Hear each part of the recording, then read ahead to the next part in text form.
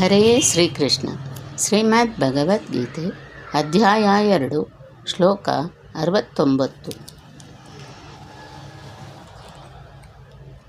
ಯಾನೀಶಾ ಸರ್ವಭೂತಾನಾಂ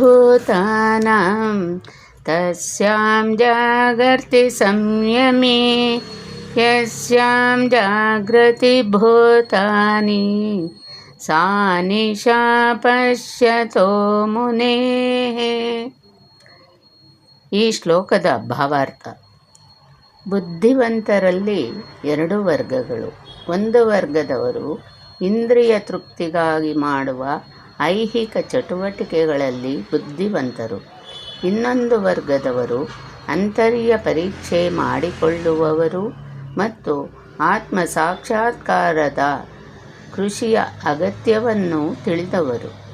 ಅಂತರ್ಯ ಪರೀಕ್ಷೆ ಮಾಡಿಕೊಳ್ಳುವ ಅಥವಾ ಚಿಂತನಶೀಲ ಮನುಷ್ಯನ ಚಟುವಟಿಕೆಗಳು ಐಹಿಕ ವಿಷಯಗಳಲ್ಲಿ ಮುಳುಗಿರುವವರಿಗೆ ರಾತ್ರಿ ಇದ್ದಂತೆ. ಆತ್ಮ ಸಾಕ್ಷಾತ್ಕಾರದ ತಮ್ಮ ಅಜ್ಞಾನದಿಂದ ಇಂತಹ ರಾತ್ರಿಯಲ್ಲಿ ಪ್ರಾಪಂಚಿಕ ಮನೋಧರ್ಮದವರು ನಿದ್ರೆ ಮಾಡುತ್ತಿರುತ್ತಾರೆ. ಪ್ರಾಪಂಚಿಕ ಮನೋಧರ್ಮದವರ ರಾತ್ರಿಯಲ್ಲಿ ಆತ್ಮಪರೀಕ್ಷೆ ಮಾಡಿಕೊಳ್ಳುವ ಋಷಿಯು ಜಾಗೃತನಾಗಿರುತ್ತಾನೆ.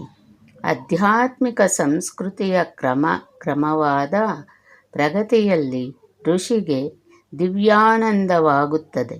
ಆದರೆ ಪ್ರಾಪಂಚಿಕ ಚಟುವಟಿಕೆಗಳ ಮನುಷ್ಯನು ಆತ್ಮ ಸಾಕ್ಷಾತ್ಕಾರದ ವಿಷಯದಲ್ಲಿ ನಿದ್ರಾವಶನಾಗಿದ್ದು ಬಗೆ ಬಗೆಯ ಇಂದ್ರಿಯ ಸುಖಗಳ ಕನಸನ್ನು ಕಾಣುತ್ತಾನೆ. ತನ್ನ ನಿದ್ರಾವಸ್ಥೆಯಲ್ಲಿ ಒಮ್ಮೊಮ್ಮೆ ಸುಖ ಪಡುತ್ತಾನೆ, ಒಮ್ಮೊಮ್ಮೆ ದುಃಖ ಪಡುತ್ತಾನೆ.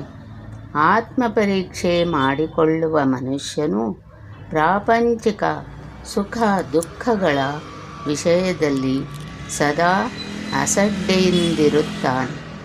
ಪ್ರಾಪಂಚಿಕ ಪ್ರತಿಕ್ರಿಯೆಗಳಿಂದ ವಿಚಲಿತವಾಗದೆ ತನ್ನ ಆತ್ಮ ಸಾಕ್ಷಾತ್ಕಾರದ ಚಟುವಟಿಕೆಗಳಲ್ಲಿ ಮಗ್ನನಾಗಿರುತ್ತಾನೆ.